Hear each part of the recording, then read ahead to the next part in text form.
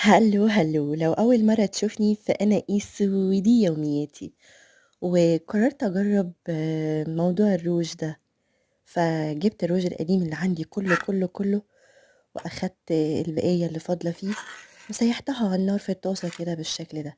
الحقيقة إنها ادتني لون حلو قوي، بس كنت عارفة إنه ما ينفعش إني أحطه على بشرتي لأن ده روج قديم. لكن انتي لو عندك روج جديد وحابة انك تعملي نوع جديد او لون جديد قصدي، ممكن تعملي ده وتاخدي اجزاء من كذا لون عندك وتعملي لون جديد على حسب ذوقك. لكن لو روج قديم ما انصحكيش ابدا تعملي كده، لانه هيكون ضار جدا ومش هينفع يتحط على الوش، ولاني عارفة انه روج قديم فما كانش فارق معايا قوي، وكان الموضوع كله بالنسبة لي تسلية ولغوصة.